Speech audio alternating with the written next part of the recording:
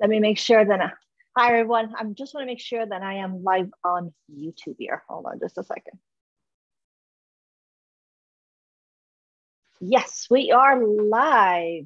Okay. Perfect. So I am shutting this down and we are live here. So I believe we're recording and we're live. Okay. Hi everyone and welcome back on Come and Cook with Us. We're back. We took a nice little vacation and we decided, well, I think it was time to come back live, right, Aslan? Absolutely. Absolutely. So I'm Giangie, and over there on the other side of the pond is my beautiful friend, Aslan Blow from linsfood.com. Great. And what are we going to make, my dear, today? Well, we're both doing a salad, aren't we? We're both doing a vegetarian, or in my case, vegan salad. Is yours a vegan salad too? It is a vegan salad as well. You got me on that route. So we're starting the year a little bit healthier, right? I'm a meat and potato salad girl. A little bit late in the day for veganuary, but hey, yeah. Never. Hey, it's better late than never, right? Absolutely. So what are you going to prepare for us today? But I'm going to be doing a quinoa salad. Now, don't roll your eyes at quinoa for all you quinoa haters, because I have a confession to make. I'm not a fan either, but this is the only way that I eat quinoa. In fact, I love it. I was asked by someone to do a quinoa salad, and I was going, oh my God, really? But I came up with this recipe. I based on an old traditional Malaysian rice salad recipe. And I've adapted it with the quinoa and whatever herbs we can get. And that's what we're going to be doing today. Fabulous. Well, on my side of the pond, I am going to prepare, and it's supposed to be Cresson garbanzo date salad, but unfortunately I couldn't find any Cresson or watercress. So it's going to be an arugula, which is in season here in Arizona. So it's nicely fresh. It's the only thing I could find at the farmer's market yesterday. So we have to kind of improvise a little bit. So mine is very simple. It has date, which is one of my favorite ingredient, as well as garbanzo bean, which I can live on this day in and day out, quite frankly.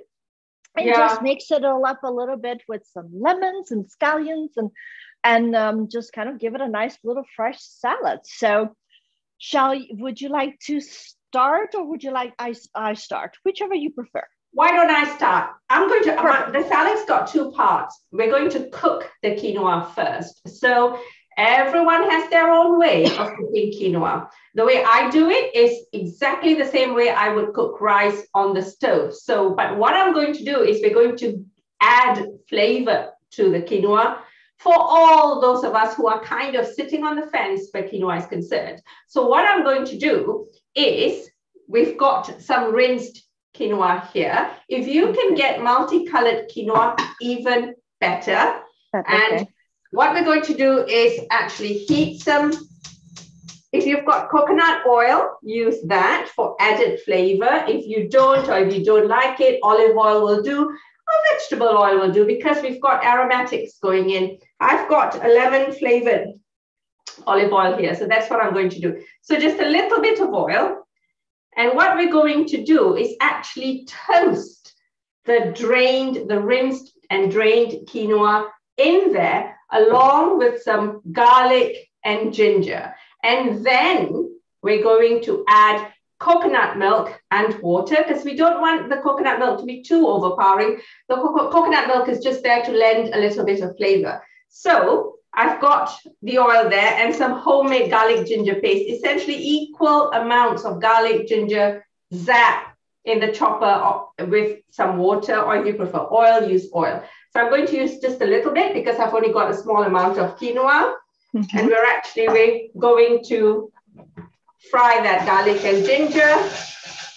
Oh, that's fun. I have a question for you. You say roasted. Is there a reason why you roast the quinoa before? Hang on, let me just, right. Lesson of the day, make sure you put the volume up high so you can hear Giangie talking to you. Can you guys hear me? Yeah, so. Go on. Okay. So, okay, so you probably watched the spill the quinoa all over my newly freshly cleaned stove. Come on, I hate cleaning stoves. Yes, you were saying, Gianji? I said, you say something about roasting the quinoa.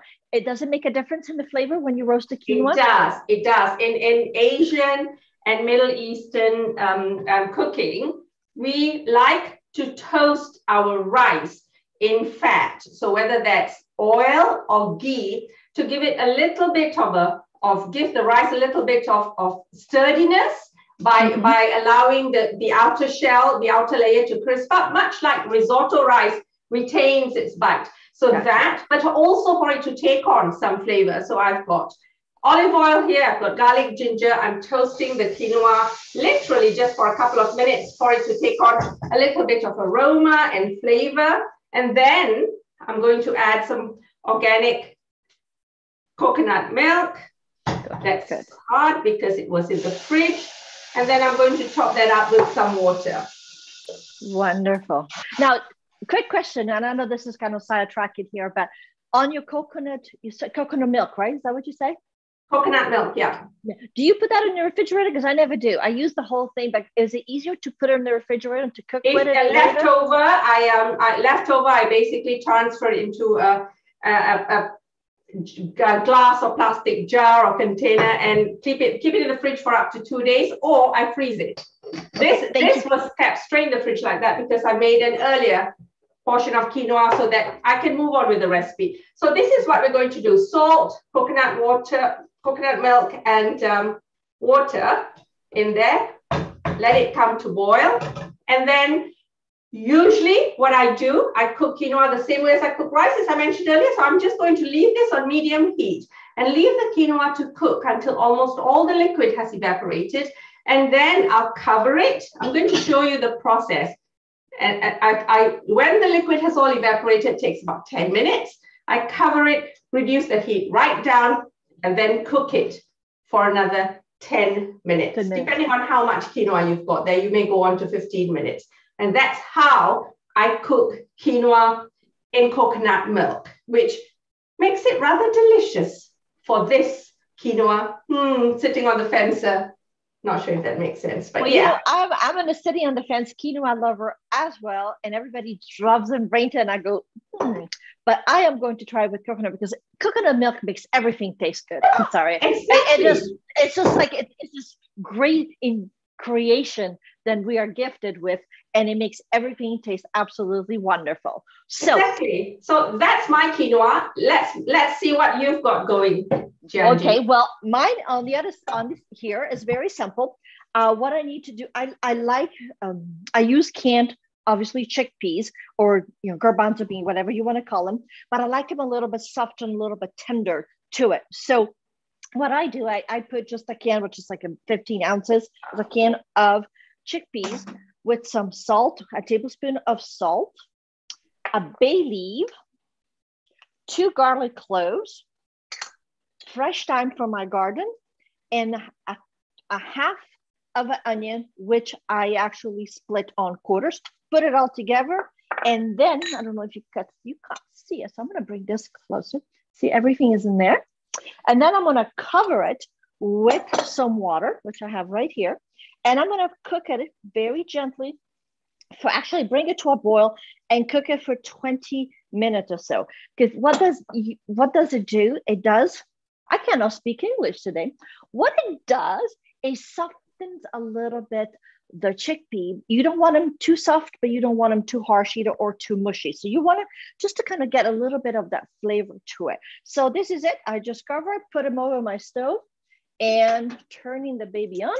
And 15 to 20 minutes later, it's ready. So I am ready to move on to my next step because that's a process that we're going to do with that. And I just have to keep track of my time. But that's part number 1. Now, if you don't have canned chickpeas, you can have the dry chickpeas. Put them in the water overnight for 24 hours. And then in the morning, do exactly the same process. Just kind of 15 minutes, just to kind of give it a little bit of flavor with the herbs and the onions and the garlic and the bay leaf, kind of gets it all nice and rich. And it also gives it a nice little preparation to be able to move forward with the salad part of it. So that was easy that step is for me. So I am like you. Pretty much I already have one made. I'm just working on this one, so I'll have this later. All right. So step one was making the quinoa, cooking the quinoa with the coconut milk and a little bit of aromatics. Now, step two is all about the herbs. So this is quinoa salad. But the quinoa shares the stage with the herbs. In fact, if for some, in the traditional recipe, for some, it's the rice was really just a big part compared to the herbs themselves. So on my blog, this quinoa salad was made with 17 herbs that all homegrown last summer, the summer before, I can't remember. Now, the original recipe, nasi ulam. Ulam is salad in Malay and nasi is rice in Malay.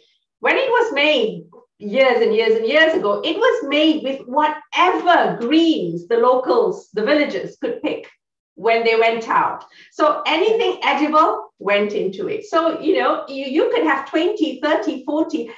My granny said people would even make it with about 100 herbs if they can get hold of all these greens. So you see the quinoa was the rice, and in this instance, the quinoa plays a small part, not the big part. So here, what I've got is, I've gone with a slight Southeast Asian slant with my herbs. So I've got, let's do the herbs first. So I've got fresh coriander leaves or cilantro, as you guys will call it in the US. Yeah. I've got some mint leaves, okay, rather, you know, universal herbs. I'm only going to use a small amount of mint leaves because they're quite strong. I'm not a massive fan, but they do add a little bit of a, you know, nice little angle. I've got chives, again, pretty universal, but I love chives. And I've got Thai basil. My favorite. I love Thai basil. Sweet Thai basil. This is homegrown again from my pot in the conservatory. So, and then I've got a lemongrass and I've got some kaffir lime leaves from my plant as well. And we're going to slice all these up and we're going to stir it through our salad. Now and then we want a little bit of salad ingredients. So tomatoes would be good in that, but I haven't got any tomatoes today. So I've got a sweet pepper here, and I've got some cucumbers. Maybe I'll just chop the one. And I've got a jalapeno, so mild chili. Go for totally mild, go for green bell pepper if you want, or red bell pepper for a bit of color, might not be a bad idea. So this is what I'm going to add. And then I'm going to finish it with some lime juice. That's it. So while I get chopping, do you want to tell us what you've got going, Gianni? Okay, so what I have going here, I have, my side is a little bit Mediterranean as well, which is a little bit pushing it outside of my comfort French zone. So what I have here for the garbanzo bean is to make a salad with it. So I already have a boil some earlier this morning and let them cool off. Now, this is one recipe. You can also make this part the morning before, the day before. So if you have a party or dinner you have to go to, you can actually make this steps, which is 20 minutes the night before, and then you don't have to worry. So I put this in here into a nice big container, okay? And I kind of go over because sometimes, you know, when you cook it, you have those the outer shells are out. So just make sure then you pick those over.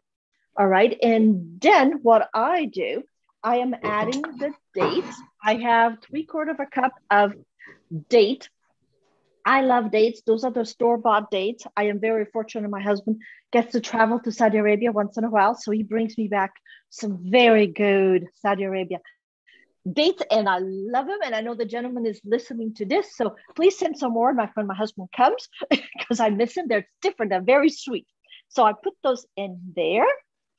Okay, then that's a 3/4 cup, and you kind of chop it. After that, I have some scallion, like 2 tablespoons of scallion, which are those little onions. And I do have only the white with light green part. Put all together, mix it all up. I mean, this is very simple. And also what I need to do is some lemon zest. So I don't like to do the lemon zest prior to it. I like to do it over it for the simple fact because I can control it where it goes. And that's one of the reasons to it also. So this is it. And I love lemon. My family is a little bit more shy on lemon part, but I do love lemon. This happens to be a Meyer lemon. Meyer lemon, yeah. Yes, and they're in season right now, so they're juicy as they could be. Okay, this is done. And then I am going to also have to add some lemon juice to this. Okay, look how cute this is. I got this for Christmas. It's a cute little juicer. I think it's just adorable. It is, it is. I just love gadgets, and they're just, this is a perfect one. So all this is just pretty much takes, you know, it doesn't take more than 20 minutes to prepare this whole dish, because while your garbanzo beans are cooking, you can just do this part. Yeah. And there's a whole lemon here, so, and they're very, very juicy. All righty. Done. I'm just cutting away at my herbs here. So I've done the coriander leaves, cilantro. I've done the chives. I could have used spring onions instead of chives. So you know what? It really doesn't matter what herbs you use. And if you've only got 3 herbs, just use 3 herbs. If you've got 5, do that. If you want more, by all means. The only thing you have to remember is if you've got a herb that's strong, like rosemary, for example, go easy. Mint, go easy, because you don't want it to swamp the other herbs. That's right. And I have actually mint in my backyard, and a very dear friend of mine brought me some from her garden too. So I have fresh mint here, which is wonderful. And this also, I have something like, what is it? I can never remember. Like a quarter of a cup of fresh mint put to it, and then some sumac. And sumac is one of those spices, a little pungent, has a lemony flavor. So the lemon with the lemon just kind of gives it a nice little uplifting flavor to it. This is it. And just mixing it. Putting some olive oil, like a tablespoon of olive oil. All right. Okay, so this part is what you do prior to it. So once all this is done, okay, I am going to put together with my arugula salad. Like I say, usually this recipe, I make it with watercress or cresson. They didn't have any of the market. So I found some arugula, which is fresh, locally grown. So I decided to share that with it. Okay, this is it. And then what I'm gonna do, I'm finished here. I don't know about you. Yeah, I'm almost done chopping. I've lost my jalapeno. Oh, there it is. I can use that little baby. You can run away. If you want this salad spicier, use a spicy chili by all means, or chili peppers, you'd say in the US. You want it spicy, serve it with something spicy, which we'll talk about towards the end of this show. Perfect. Well, I am ready to finish up and assembling my salad. Are you almost there too? Yeah, I am. Good. Then while you're still doing the last minute, I am just going to add the arugula in within, just like this. Now, depends how much you wanted to. This is, I think, 6 ounces of it. There's 3 of us today eating it, which most likely will be all me eating it, but this is it. And then I just stir it a little bit more. Just bringing all the juices from underneath it up. Adding a little bit more also of olive oil at the last minute, just right on top of it, like a tablespoon. And I'm very generous on my tablespoons. And there you go. Now, your salad is eaten cold, Janji? Yes, it is. Okay. It is eaten cold, room temperature or cold. Room temperature, yeah. If you're going to prepare this the summertime during the warmer month, I will recommend doing everything together prior than putting the salad part of it in, because as you know, the lemon will wilt the salad. So you don't want to have that part there. And then I have a little bit more lemon zest left on my little zester here that I'm gonna put over it. And I also have some fresh little piece of mint that I am going to just to kind of pour over it. And then that's it. This is my salad. It's all done. This is it. Okay, what I'm gonna do, because this is a big plate, I'm gonna put it on a smaller plate. So while you're doing that, I'm gonna show everybody how is it presented, which makes it easier. So we've got the quinoa I cooked earlier. So that's actually cooled down to room temperature. Now I cooked it earlier on. I dropped a couple of cafe lime leaves in there to infuse that citrusy flavor. So we've got our quinoa here, and we're just going to fluff that up and drop it into our bowl.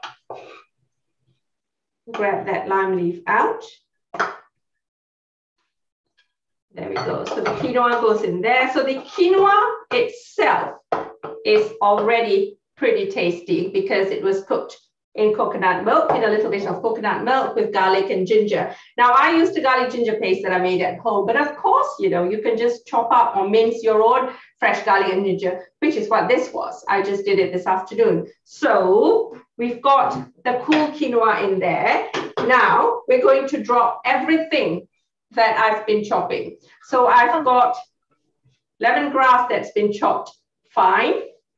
I've got fresh coriander leaves, cilantro and chives. I've got cucumber, tiny little pieces of cucumber, and orange sweet pepper, and half or a quarter of a jalapeno. So that's Do you keep the seeds of the jalapeno? Pardon?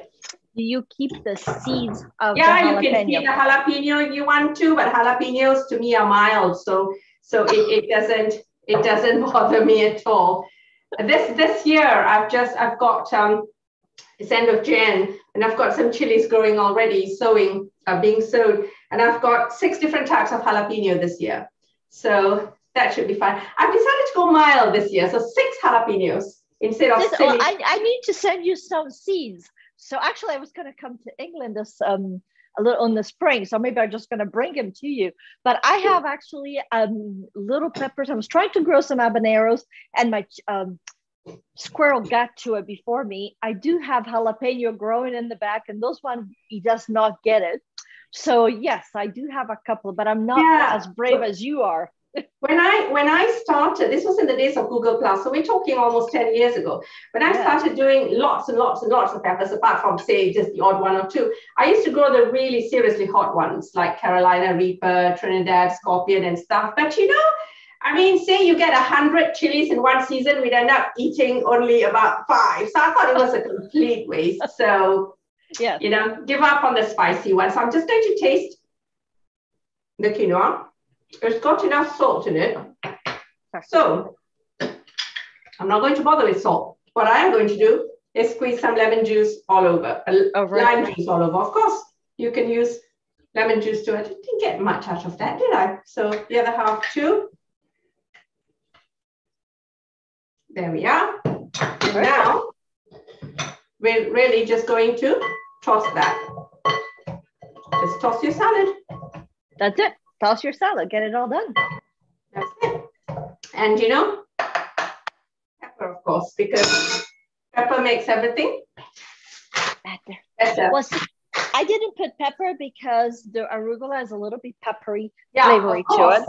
And also I put salt with the garbanzo bean when I was cooking it, which infused the garbanzo bean.